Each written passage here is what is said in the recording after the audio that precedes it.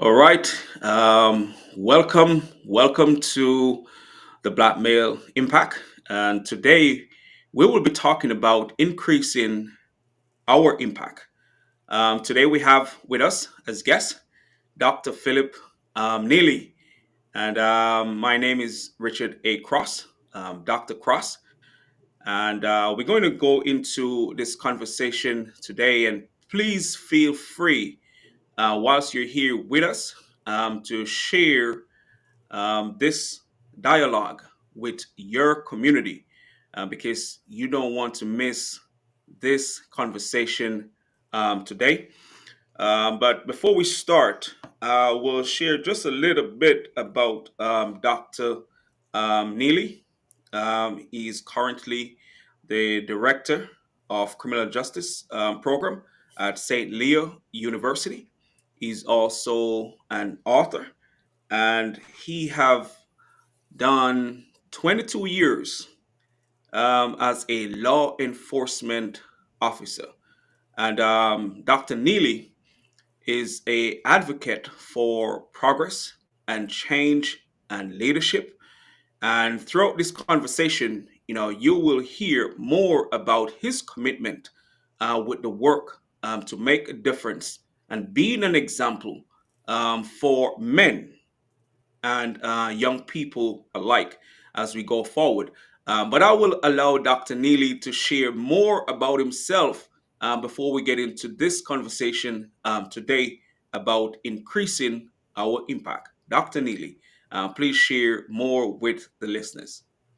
Hey, I just want to be that positive change that individuals see. I want the young men to have the opportunities I didn't have. I didn't have men talking to me about change, about the choices that I made. I was raised by all women and my grandmother. My mother died early on in my life, so my grandmother had me. She couldn't read or write. I could have did whatever I wanted. So now that I'm in a position to give back, I believe in being innovative. I believe in change. I believe in growing. I believe in making the opportunities available to our youth so they don't make the bad decisions. As a police officer, many years, I noticed that a lot of juveniles make bad decisions based on their ability to just want to be associated with others. It's time to walk away.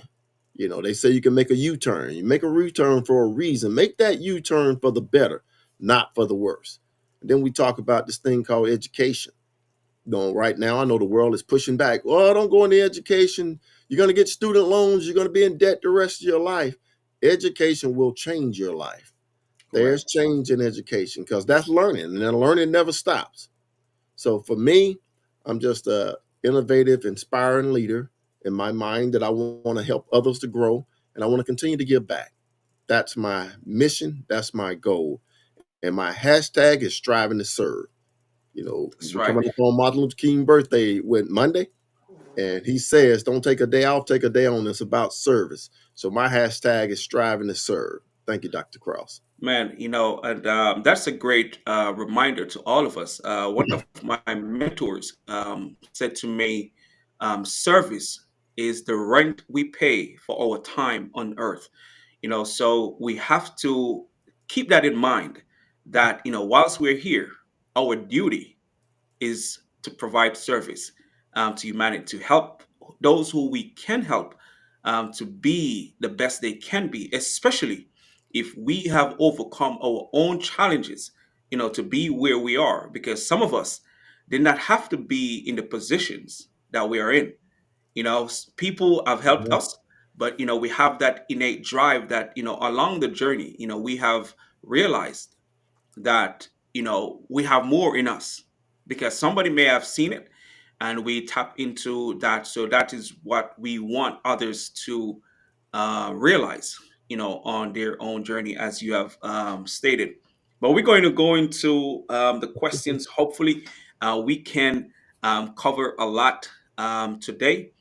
um, but again, listeners, please share, please comment, please ask your questions. We'll see, how many of the questions we can answer today.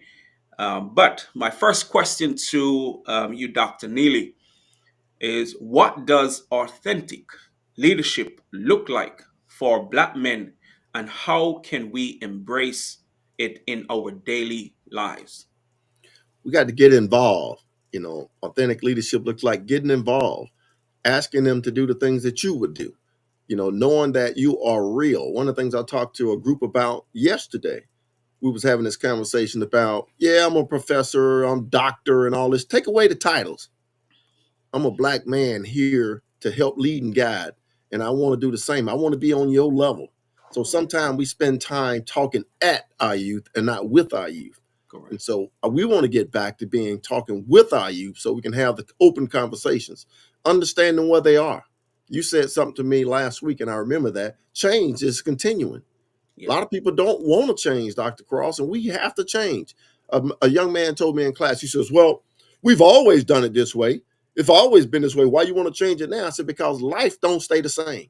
Correct. You can't police the way I policed back in the early 80s, late 80s, early 90s. We can't police that way no more. That has to change. Education changes. Our personality changes. Lord knows I've changed. I've grown, I've matured, and I brought that authentic leadership into my life to give it to others. And I just think it's believing being real. That's the way I like to look at it. It's being real. Let them know that I've been where you are. And if you've been in situations that I have not been in, I truly understand. And I can talk to you about it and give you guidance and leadership on how to get out of it. This thing about you're a product of your environment, you trapped in these gangs. I don't believe in that. I Correct. believe it's a choice you make. And, whatever choice you make, that's up to you. Sometimes we get into situations that we need somebody like myself, you, or other mentors to come in and say, you can do better than this. This is not the place for you. I've worked in the prisons. I spent 1.5 years working in Georgia State Prison, one of the maximum security prisons. I've seen young men that I talked to when I was there. They tell me things like, man, you just a kid. Who you think you talking to? I've been in here 20 years. Well, I'm going to give you some words of encouragement. God put me in that prison because he knew I needed to come talk to some of you all. Yeah, that's right. Outside the conversation you and I had going into the juvenile facilities, talking to a lot of these juveniles, ask them why they're there. Because they acting out. And I look at them and I laugh. They say, what's so funny? I said, because I did the same thing. I was hurting inside as a child because I was missing something that everybody else had, a father, a mentor. I didn't have none of that. A mother that can tell me how to get where I need to go. Correct. But that draws the positiveness out of me to make me want to give this stuff back to others and make sure that they fully understand why we're here. And I'm not talking at you, I'm talking with you. And that authentic leadership to me, again, relies back to just being real. As you talk about the authentic leadership and being real, so they can relate to you, I think that is really important because if they don't feel they can connect with you, Mhm, it's harder to build the trust. And if you can't build the trust with the young people, especially, it's going to be difficult for them to open up and even talk about, what they may be dealing with, mhm, the challenges, the things that they have a hard time overcoming, and being real, connecting with them, from that space, I mhm. think, will help to build that relationship between the next generation and the current generation. So I agree with you a lot when it comes to just being real with the young people, but being there in that space in the prison talking to them, did you have resistance from the young men when you're trying to connect with them, and did it become easier when you share with them your journey and that you have overcome something similar? Was it easier for you to connect once you share your story with them whilst you're talking to them? Yes, became a lot easier when they understood that I had been where they are. And Okay. they said, well, you ain't been to prison. I said, yeah, but I'm working in the prison. I've seen these things. My father's in prison. So I'm not coming here to talk at you. I'm coming here to talk with you. And let's talk about strategies and ways. You talking about I'm just a kid. Well, okay. When I entered the prison system as a correction officer, I was 23 years old. I'm talking to I'm talking to young men in there 40, 50 years old, way older than me. They got children my age. But I said, age is only a number. It's Correct. about the experiences that we can talk about. things that you've gone through that I've heard about, I've seen, that I can help you. So we want to keep everybody engaged. And I think those experiences that I have witnessed, especially going back to the juvenile system, uh, like I think I told you before, before I got to the age of 15, I had been to juvenile 3 times. I Wow. never did any time, but I was arrested and taken to juvenile 3 different times. And so when I go into the juvenile system and talk to them young men, they really relate when I tell them that. They say, "Well, how did you become a police officer?" And I tell them I was never convicted, but I went. So I can talk to you about those experiences to tell me I don't want to come back here. Unless you get a felony, you can age out of the juvenile system. And if you don't get a felony, all that stuff drops off when you become of age. So I just tell them to stay encouraged. My experiences have helped me in the juvenile system. My father, even though he was locked up, he stayed engaged. We talked, but those talks didn't mean much to me growing up because I wanted him there. But it did help me when I began to work in the prison. I started talking to these young men, and they said, "Well, how do you know these things?" And I tell them about my father. He's done 20 years, toughest Wow. prison in the state of Georgia, Reedsville. So, yes, my experiences were very helpful, and I think even now they help me as I went into policing. Yeah, I went into Okay. police work because I wanted to serve. I wanted to give back. And so Yeah. coming from the prison system, I touched that group there. And I felt I had did all I can do. Going into the police work, going to calls for service when I ride up, talking to these young women that's out there selling their bodies, going to domestic calls where men are beating women and now women are beating men, going to disputes where conflict resolution is out the door now. Everybody want to use a gun. We Right. talk to them about their choices. Once you pull that trigger, you can't take it back. It's a million Mhm. dollar million dollar bullet. So I would say yes. Experiences are great. My experiences helped me. They helped me in the prison system. They've helped me out in the field as a police officer. And I think truly my faith and experiences saved my life. Correct. And again, we still I still want to understand this a little bit more because within our community, where we don't have a lot of black men, joining the police force. Um, did you have an impact on the young people wanting to be a part of the police force because you are a part of it? Oh, yes, sir. And one of the things I tell the youth all the time, all police are not bad. Don't let the media drive the narrative. You drive the narrative. Correct. Policing is a noble service. Nobody ever get rich going into law enforcement, but that's a noble way to serve. And service is what life's about. You can get in there, you can help people. You can, as a police officer, you expected to be a social worker because we have Correct. to go to different locations, see children abused and whatnot. We expected to be counselors. We ride up on calls, conflict resolution. They want us to handle their experience. They expect us to be lawyers. The first thing they expect every police officer know the law fully, which they don't. They expect us to be doctors. We shoot, spray, or injure. We supposed to render aid prior to EMS or professional services arriving. They expect everything out of a law enforcement officer. So it's a holistic job Correct. that once you get into now, and the field is changing, Dr. Cross. It's changing so much because now education plays a part. Back in the day, all you needed was a high school diploma, GED to be a law enforcement officer. Now Correct. we're requiring at least associates, which is great. If it was me, I would say they should require a bachelor's degree. Why? Education make you think differently. Correct. Now they got something to lose before they go out there and abuse force. You can use force, but don't abuse force. And that's what I tell the young men when I encounter them. A lot of the young men I've talked to, especially at the university, since I'm running the Department of Criminal Justice, we talk to them about internships. And so we send them out, let them ride with the police. We give them these internships and go out and say, experience this prior to getting into it to make sure this is what you really want to do. And a lot of them love it. And they go into law enforcement and they are making change. They are making a difference. Yeah, and I do agree with you with having education as a big part of criminal justice. I was recently looking at the impact of emotional intelligence. To get Mhm. officers to become more emotionally intelligent, and how that can play a role in how they police. Because understanding oneself will make it easier to understand other people, or be more empathetic Mhm. to those who they are entrusted to serve. But I'm really glad that you are there and you use your experience to empower, not just in your leadership role, but you share your stories and how you could have gone a different path, Mhm. but you choose to serve in the community because you want to be an example to the young people.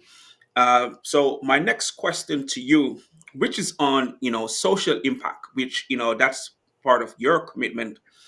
What area in our communities, require the most attention for creating lasting social impact? From your perspective, where in our community that needs the most attention? We need to get into those lower socioeconomical areas. And that's where I normally focus. I spent my youth coming up and then trying to help others that didn't have, right? People say, well, you all was poor growing up. I didn't know I was poor. That's right. We had, we didn't have things other people had, but we had everything. And so we got to get back and just show the youth why violence is not something that they should lean on. Why gun violence should be eliminated. And my main thing in my speech always to them is put down your fists and pick up your mind. You can beat everybody in your mind, mentally, spiritually, emotionally. That's the fight we should get into. I tell kids all the time, and the parents look at me when I talk, and I say, get in the fight. They say, oh, you encouraging them to fight? I said, no, I'm encouraging them to get involved. The fight is a spiritual fight, a mental fight, an emotional fight. As you talk about emotional intelligence, you got to get into that fight. Put down your fist. This won't solve nothing. Give you a little pain in the morning, making bad decisions. And that's what our communities have taught. Even me, growing up, my mama said, if they hit you, hit them back. That's right. I tell my children that if they hit you, turn around and go tell somebody and get an adult to intervene. Fighting ain't going to solve anything. You're going to get hurt, they're going to get hurt. Even if you win, you're still going to be sore. So we got to change the narrative in our lower socioeconomical areas. We got to get into those areas and let the individuals know we care. I think sometimes we turn our back on these communities, and we look for the more affluent communities. In those communities, we don't look for the things that we see in our lower socioeconomical areas, but they occur in there too. They're committing crimes. They need help also. So we got to take the two and make that balance where most of the people in the most affluent areas, they're hooked on pills, drugs. They're suffering because even though they have things, they don't have a family.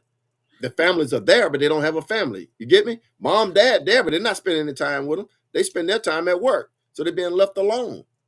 Get back into these communities and show the love to the individuals that they want. And I think that's the way we're going to begin to change lives.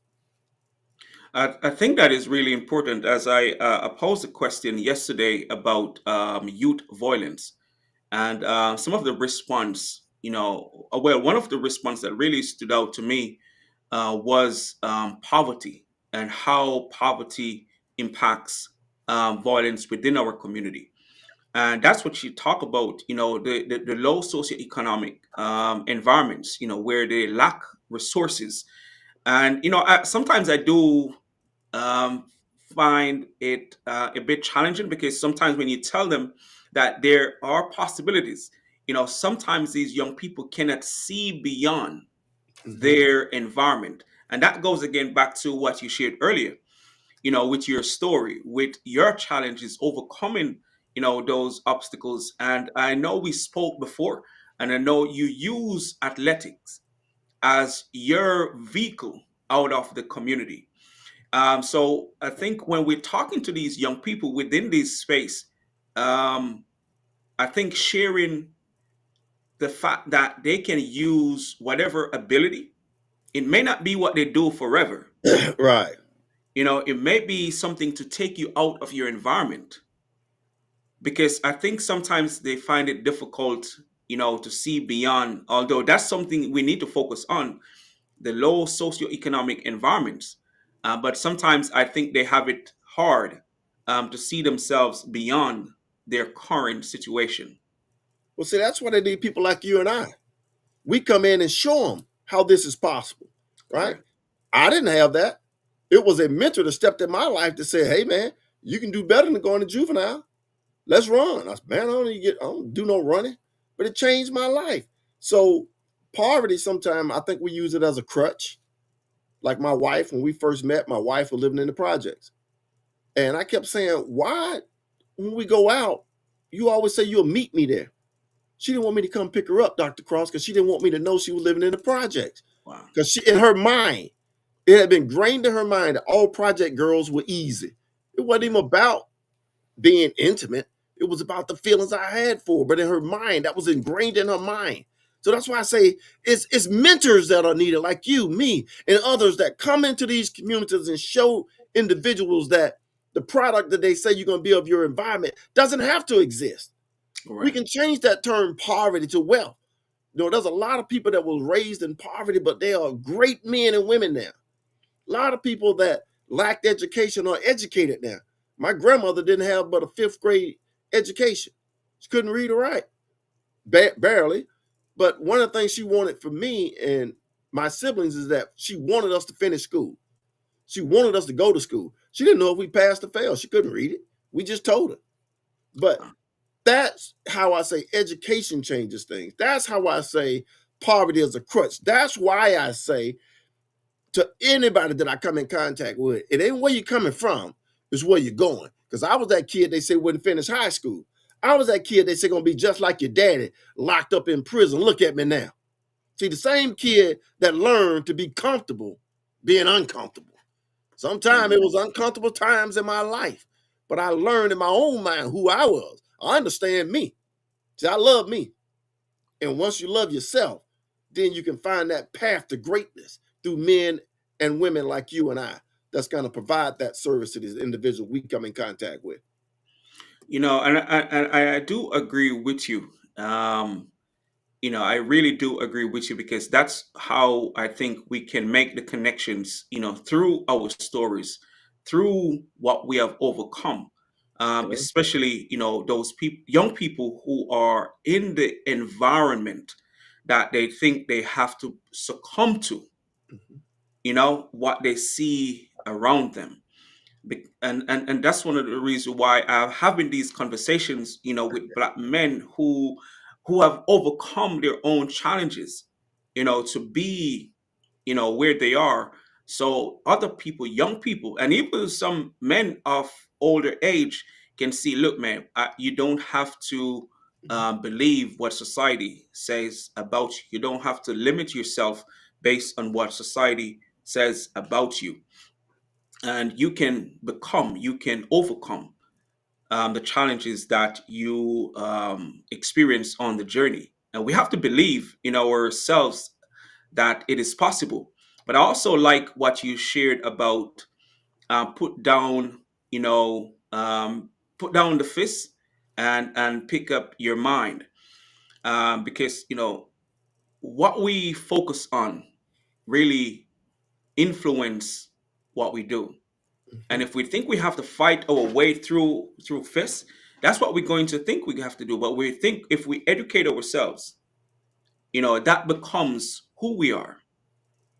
And we have to create that norm, within our community, especially, the challenging communities, Mhm. to realize that, look, you can break those cycles. You can overcome those preconceived barriers, but it begins with you learning how to and believing in yourself. But which I'm going to go to my next question, Okay. because we can talk about what's happening there, but how can we collaborate effectively to amplify our efforts and reach more people, especially us as black men? We got to get into social media.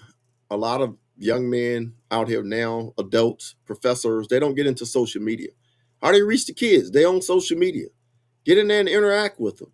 We got to be involved. We got to go to the group sessions. We got to go to the PTA meetings. We got to go to school and sit in. We got to get back to read to a kid. You know, right now we should read a book every day or read something every day. Now, I do say social media is not reading. That's scanning through and looking at what you like and hitting the like button. We have to read. Get a book. Get a book. Get something that's going to encourage your mind, like the book that you put out, that you Yeah. got multiple mentors writing about. Read those books. Read what these people are talking about. And we must stay engaged as a community, at the youth events, the YMCA's, the Boys Clubs of America, our educational environments, our schools. We got to stay engaged. That's the only way we can do it. Come down to that level. They love social media, get on it. And there's so many mentors I see right now that I meet on social media, like you. I get on every day, I read your posts. They are inspirational. Hey, even as adults, we still need mentors. Oh You yeah. mentor me every day when I read your inspiring posts. Dr. Walter McCullum. When I met Dr. McCullum, he picked me up at the university when I was about to quit. That man came out of nowhere and changed my life. And even now, I stay in contact with him. I read his posts every day, they're inspiring. So we got to do or continue to do what we're already doing, but we got to do it better. Not Correct. better, better. Put the ER in there. We got to get better. We already doing it. So now we can either change it to get great or greater. So we got to just stay involved. And so many people don't want to get involved. You know why? They say it, Dr. Cross, all the time, and I hear it.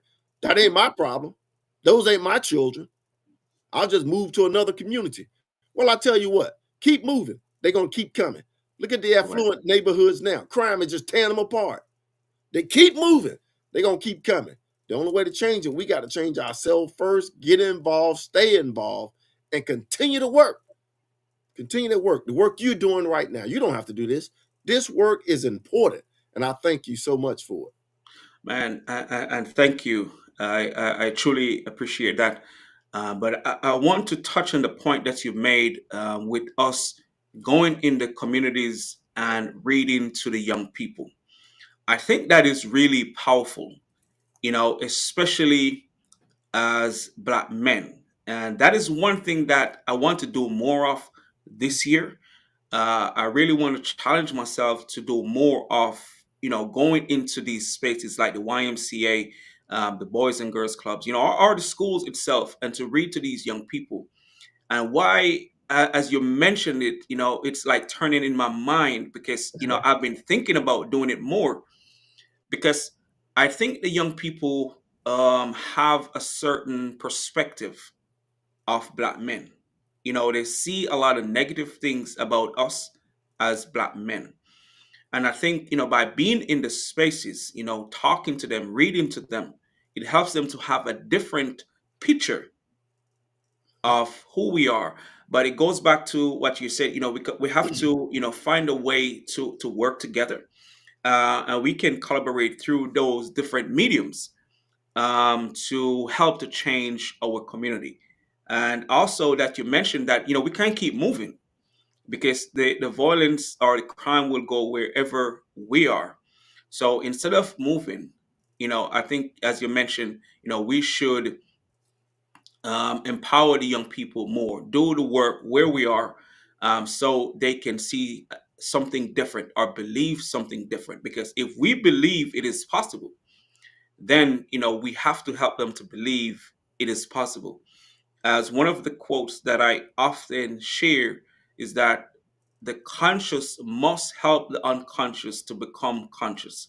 So Mm. it's our responsibility to help, especially the younger people within our community. It's also important, I believe, for us to work together and say that, man, we can break those barriers. We can dismantle the stereotypes when it comes to us as Black men, because they say we don't work together, but we have been working together.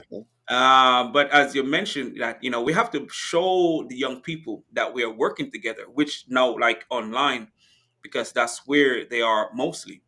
So Mhm. we have to, let them know through our examples what is possible, what we need to do. Is not just telling them. As I said, I'm going to challenge myself, as you mentioned, to go into some of these organizations to read to the kids, and not just telling people, man, you need to go and read to the kids. I need to just be there and use that as an example of what we need to do to change the narrative and to collaborate with other organizations that are doing the work to empower our young people. I want to ask a question, to you on positive self-image. But before I even ask the question, what's your perspective on positive self-image? You got to believe in yourself first. Believe in yourself. Always look good. I was told when I first began teaching, well, let's go back from teaching. I was at the police department. I got promoted to major, and I wanted to come in, not wear my uniform, so I would wear like a little linen suit. One day, one of my mentors came to me and he says, "Hey, sir, you look good, but you gotta look professional." I said, "What do you mean?" He said, "That's club wear. You like you're going to the club." He said, "If you're not gonna wear your uniform, come in with a suit and tie on. If you don't want to wear the tie, at least have your pants, jacket, or a nice collared shirt." That changed me. That perception did something to my mind. Then when I got to education, I did the same thing. I said, "Well, I can just go in with like some slacks on, little shirt." One of my mentors came to me and he says, "Whenever you come in this classroom, you have on a tie." And I said, "Why is that, Mr. King?" He said, "Because you want to always look different than the students. Correct. If you got a tie on and you standing up front, they're going to know who the professor is. Look good. That image is important." I Correct. tell my daughters, I got 3 daughters, all the time about my grandsons. And they get upset because they want to take the little kids and let them do the little hair the way they do it now, just trim the sides, let a little nappy on the top, all these different fads that they have out there. And I say, as a law enforcement officer, they're looking at your child as a thug. And you want to have a positive image when people see you. If you look good, you feel good. If you feel good, you're going to look good. Yeah. And that's an image we got to get our youth back to. Real quick, and I know I'm off topic here, but I hate when a young man walk by with his pants sagging and nobody don't want to say anything. He says, "Well, I don't want to say anything to them. They might want to fight." I said, "Listen, I ain't gonna never be scared of my people. Correct. Never. All I can say is, young man, if you don't mind, pull your pants up. I don't need to see your underwear. That's not professional. Correct. When I go to work, you see me with a shirt and tie on.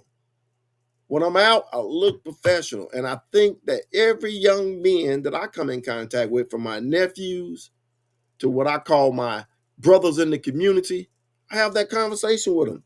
Always look good, always look professional.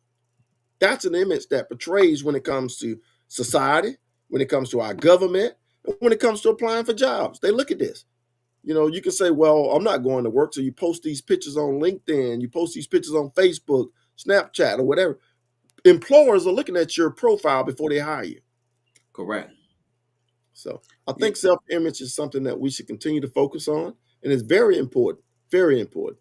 It is, and as I listen to you, the examples that you shared, when you were working as a police officer and you want to dress just anyhow, I think, that's something that we have to become cognizant of, and it's good that you had someone around you who want to see you in your best self. And even when you were in the classroom teaching, a mentor told you that, man, you need to dress differently from the teachers. And I think that really have an impact on the students. But what I want to say is this: as you shared, that once we show them who we are professionally, it helped them to see themselves in a different light. Because I've seen young people came up to me whilst on campus and said, "Sir, I want to be like you." Yeah. Just because, man, I've never seen no one dress professionally, no one around me dress in jacket and tie. So I know the impact, as you shared, what it can have on the young people scene. But also the example that you shared about, telling our young people, man, our young men especially, man, you can't be wearing your pants like that. I think, we have to have the courage. I know some young people may want to rebel and curse and stuff like that, but I think if we go at it in a way where we still maybe show them respect, not trying to drag them down, I think they will listen. But I still want to ask the question about positive self-image, because I want some perspective. What practices can help men maintain a positive self-image despite societal challenges? Well, it's people like you and I. We are here to change the narrative. They're gonna say on the news that all black kids in lower socioeconomical areas are criminals. You see them breaking into buildings every day. They highlight that. They don't highlight the things they don't want us to see. They change the narrative. They give it to us this way, and we accept it. So it's people like you and I. platforms like this to say there are positive black men out here. The image we're going to show, yes, we got on jacket, we got on ties. You don't have to wear that every day, but I'm going to show you how to look professional. I've ran into so many young men that could not tie a tie. Yeah. They don't know how. They don't have the clothing. And so we try to talk to them about, you know, giving away suits, trying to get good used suits and give them to young men. Going to the Goodwill. You can go to the Goodwill and find you a nice pair of slacks and a jacket. It may cost you $5. You spend that at McDonald's. So the image that we're giving these young individuals is that it's important that you look good. It's important that you carry that image, because if you don't, you're looked at by others as just a thug in the street. And I've seen this. Profiling is real. Yeah. I've taken several classes as a law enforcement officer on racial profiling, ethnic profiling, and just all type of profiling, even working in narcotics. You learn to profile in narcotics. And profiling, most people think is illegal. It is legal as long as it's done respectfully and not based on race and ethnicity. So you got to look at the way people look at you and what they think about you, right?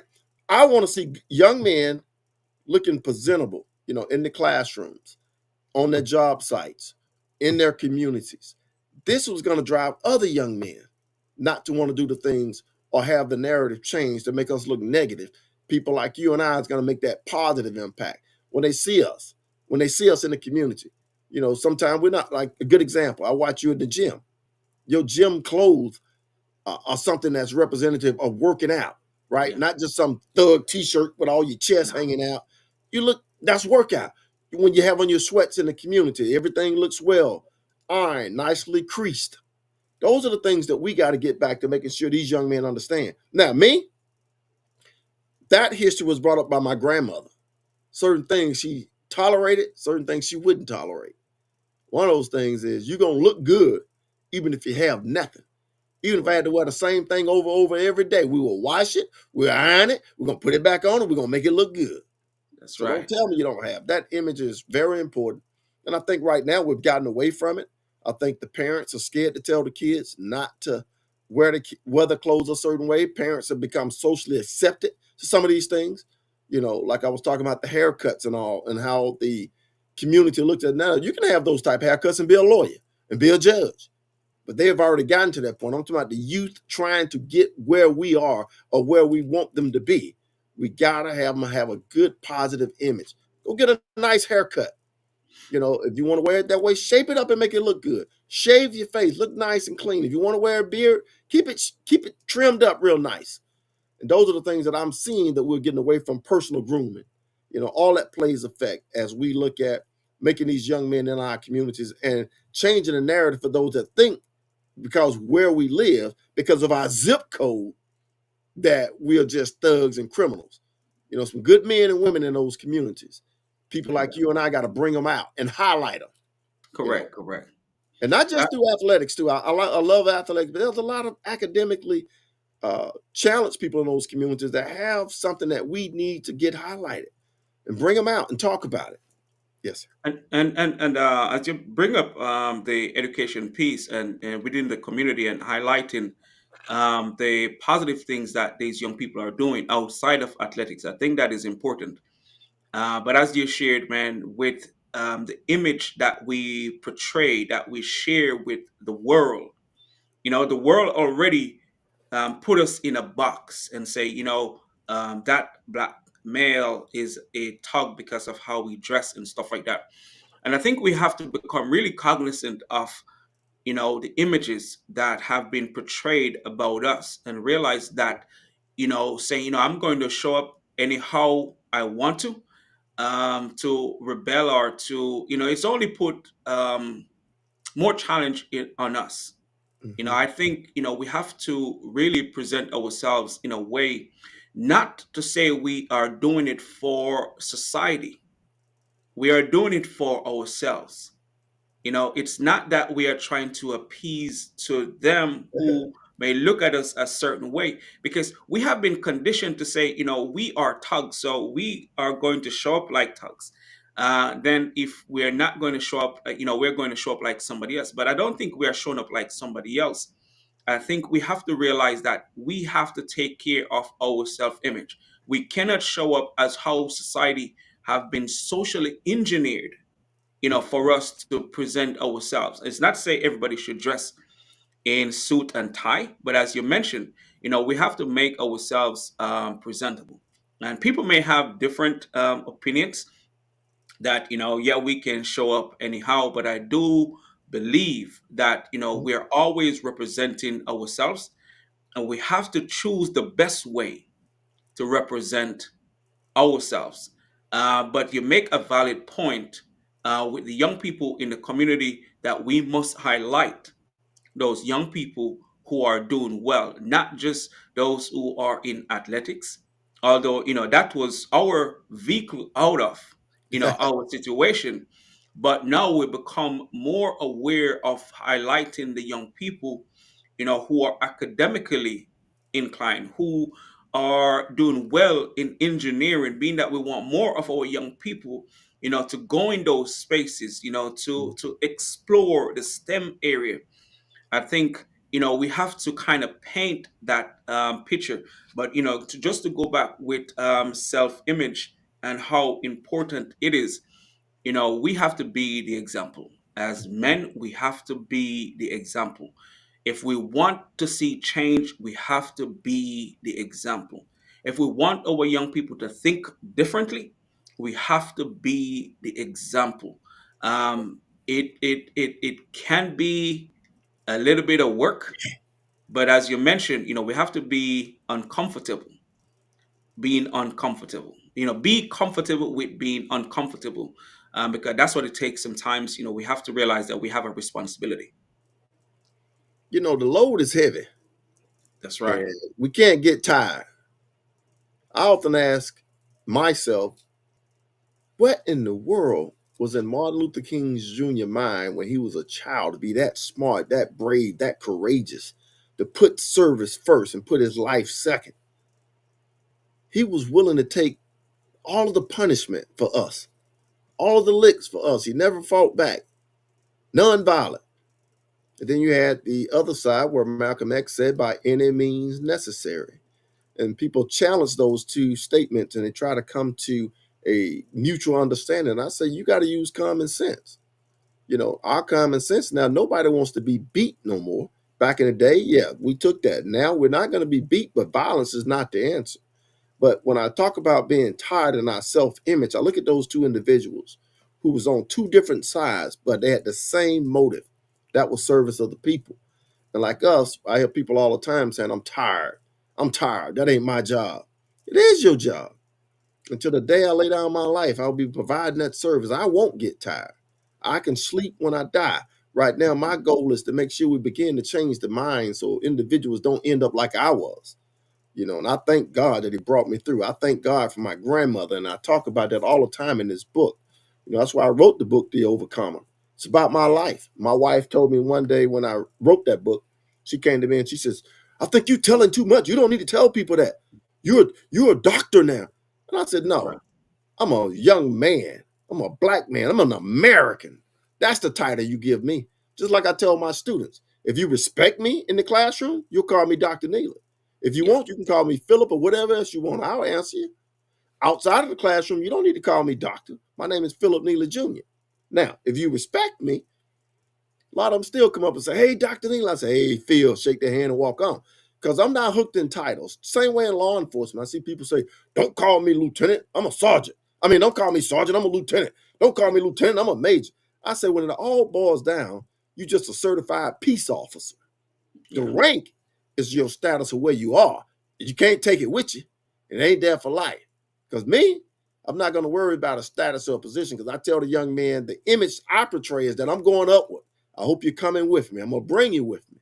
So many of us get up and we fail to bring others up with us. So that's why I love the athletes. The image they portray when you see someone like Shaq on television every day. Shaq's gold ticket was athletics. Yeah. But Shaq went back and got his degree. He has a doctorate degree now. Michael Hmm. Jordan. People think Jordan the best basketball player ever, but Jordan got his degree. You look at the Bucks, who ran that ball for years for the Pittsburgh Steelers. He graduated this year in January and went all over social media with it. That's the positive image we got to portray to to our young men. I'm sorry, especially our athletes, because we feel we're going to get the golden ticket. I'm going to make $1 million playing ball. They get out there to get in the NFL, they break the leg, and then they poor, broke, they come back home and get on dope. Yeah. We got to change that narrative to say invest your money. We got to change that narrative to say get the degree, so when you leave, you can go do something better. My frat brother Chuck Wiley played for the Atlanta Falcons. He told me every day he went to work in training camp, it wasn't just I'm gonna get my check. I had to fight for my job. But he got his degree, Doc. And you know what he's doing? He came back and he says, I'm going into high school. I'm a teacher and I'm a coach. That's why I can make the best impact. The students are there. I'm there with them.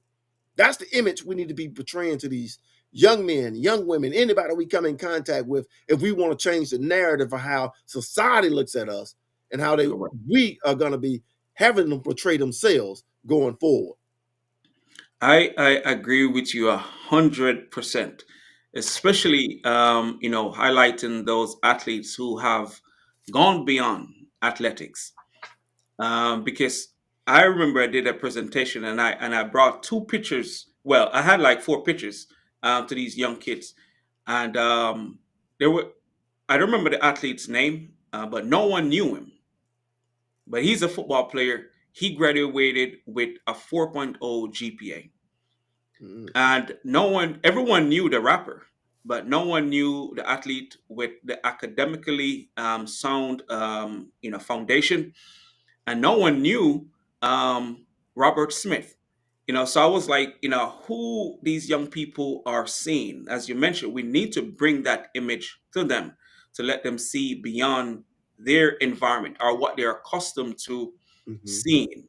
They need to see that these young people are these people that they sometimes don't really know about and how they value education, because that's also a part of changing that image, that self-image, because how they see themselves, will be mostly to those who they are accustomed to, how who they see every day on social media. And as you bring up Shaq, I really admire, his accomplishment, especially from the academic standpoint, because he shows that because he didn't have to, he doesn't really need, with all the money, he doesn't really need to go and get a degree, but he wants to be an example for others. And I think that's one responsibility that we have as men, to be that person who wants to see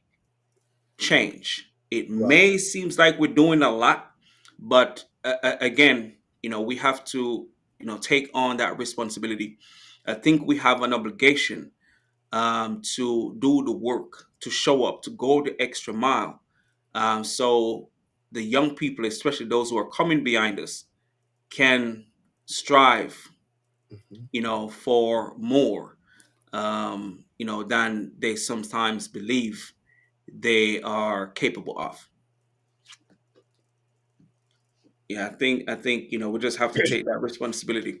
We go to. I think I may have time for maybe two more questions, but I want to, the best way to influence the next generation. What values and habits should we prioritize teaching the next generation? The importance of integrity, ethics.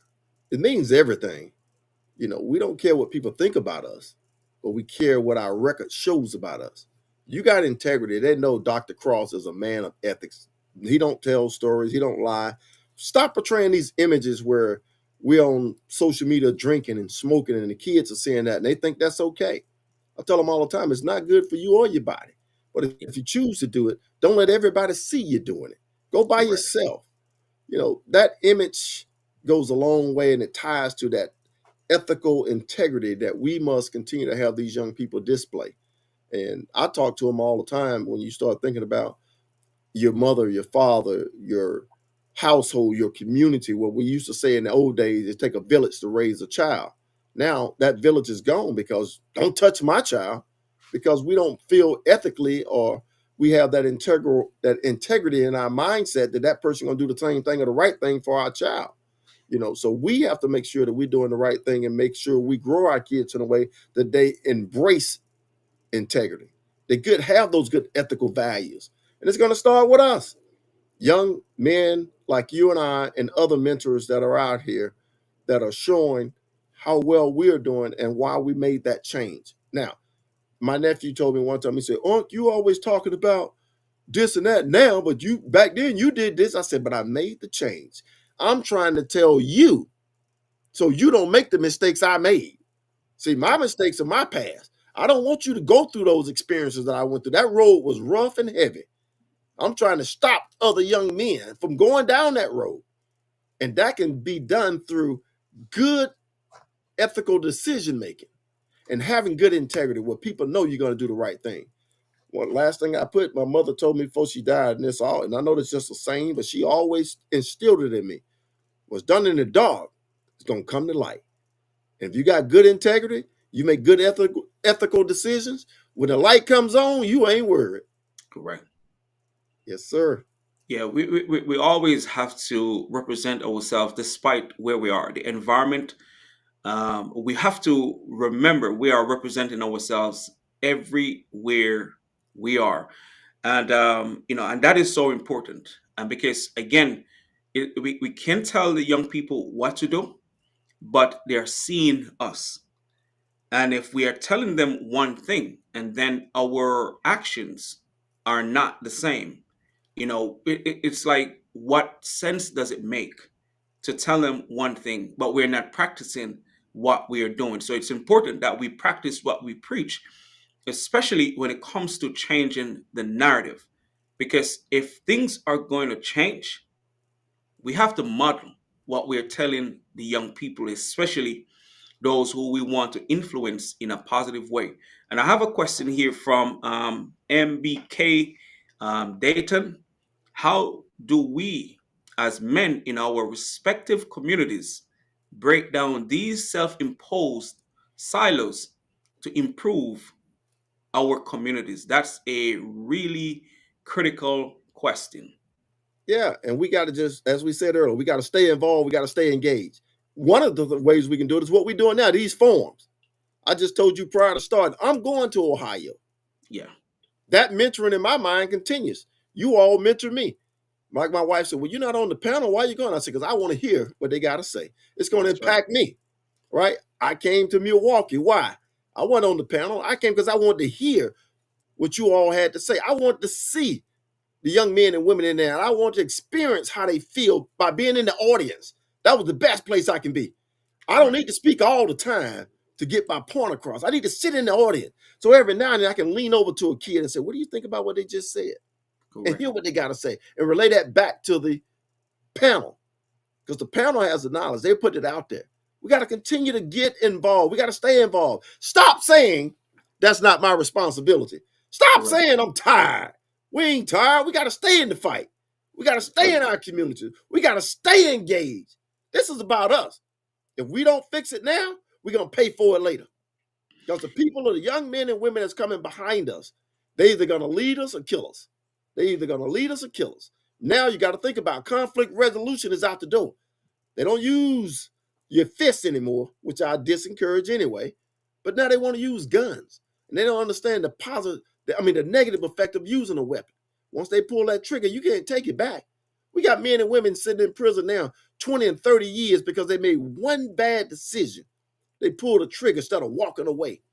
So we got to continue forums like this is how we make that change and impose those silos to improve our community. We got to continue to be a beacon of light in our communities. We got to continue to walk the bad neighborhoods and talk the talk. We all put these forums out there and say what we're going to do. How many of us actually doing it? Correct. Be involved with organizations that can help you get out there. I love my organization, my fraternity. We're always in the community. We're about service. We're about brotherhood. We're about mentorship. We're in the schools reading the kids. Yes, we are. We're in the communities talking to kids. Individually, take my organizations out.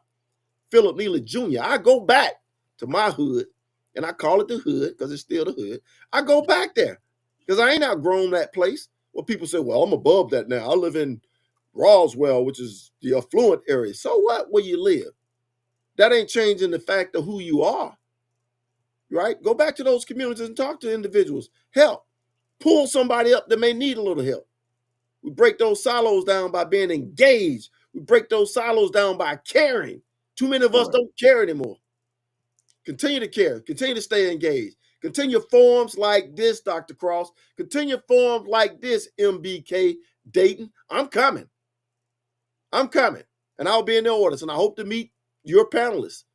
Take some pictures and talk with you all. I can learn from you. You can learn from me. We can learn together, sharing Correct. knowledge collaboratively. Man, that is so powerful right there. I think we have to go in these spaces, and as you mentioned, it's not always to be on the forefront. We don't have to be the leaders all the time. We can be um, in the environment supporting Mhm. the work that others are doing, and I think that is something that we really need to look into as black men. We have to realize that we're not always going to be the ones at the front. We can be supportive to the work, especially the work that resonates with us. They are doing the work, so let's support the work that makes a difference. It doesn't matter if they're doing it. If we are about the work, as you mentioned, it doesn't matter who is doing the work, because it's important work.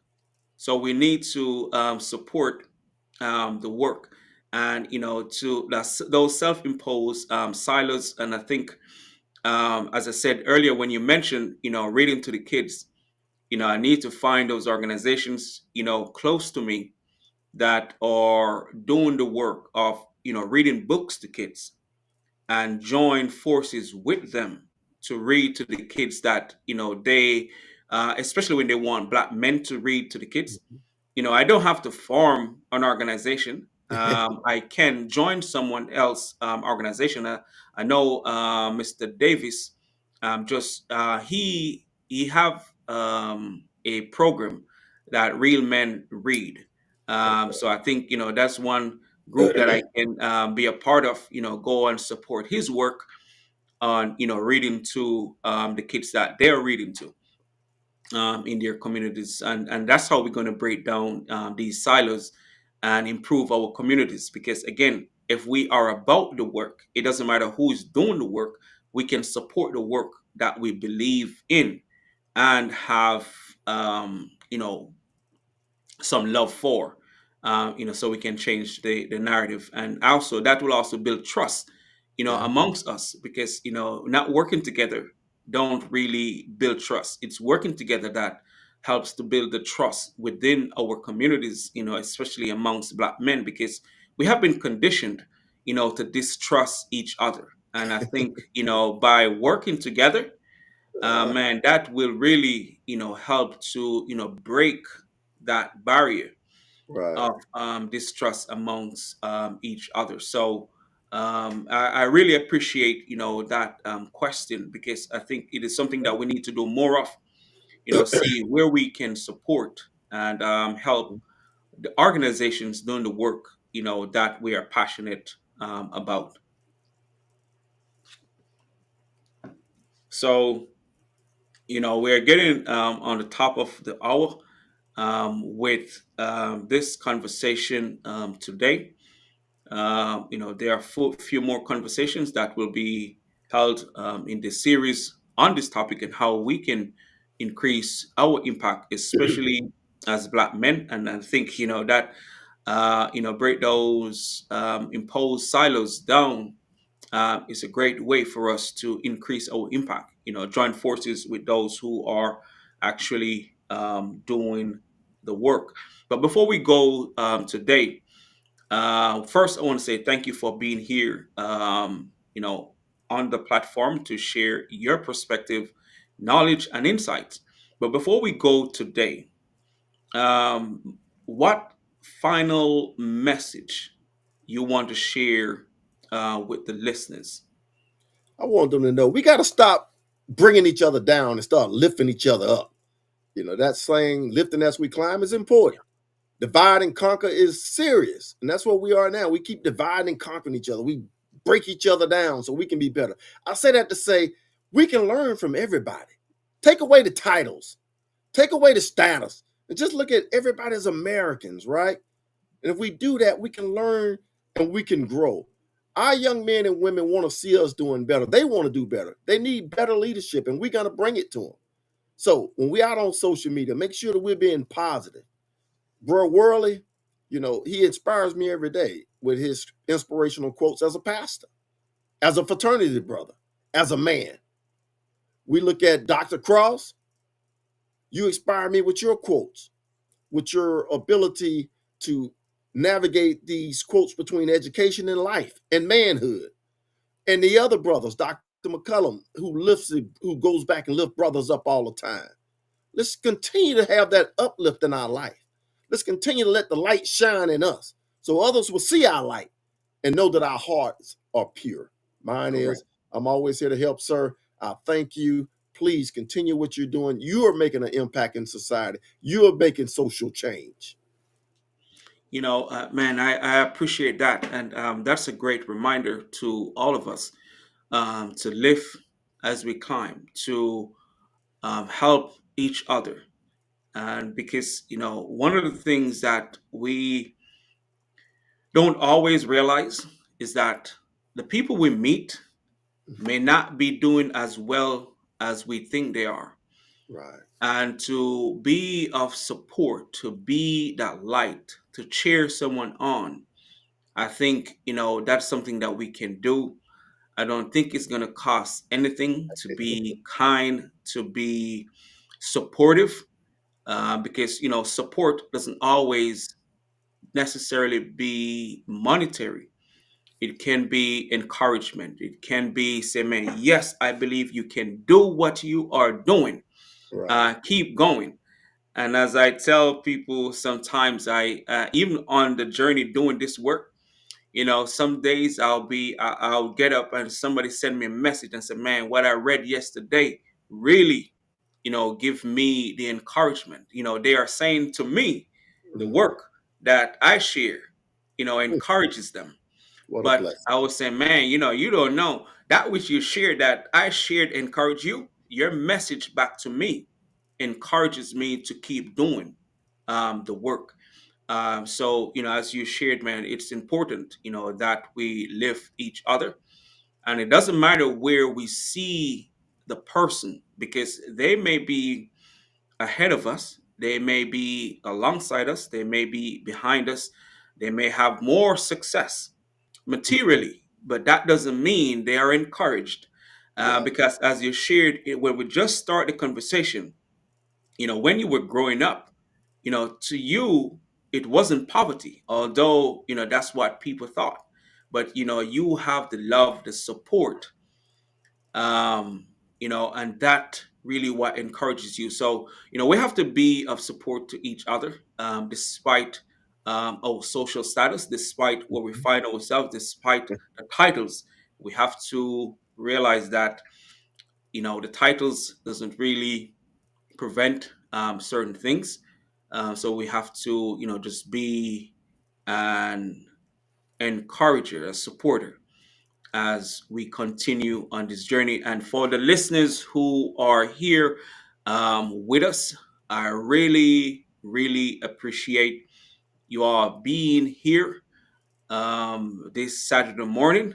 I can't stress it enough how appreciative I am, we are, that you're here. Continue to support us on this journey as we continue to have these conversations, to talk about the challenges, the positives, the things that we need to do to make a difference within our community as we continue to be the example, because it's important that we are the examples for the next generation. The Black Male Impact is where positive changes are inspired. So thanks again, Dr. Neely, for being here Yes, sir. on this call, this conversation, and for the listeners, looking forward. for our next conversation. Thank you for being here. Thank you, sir.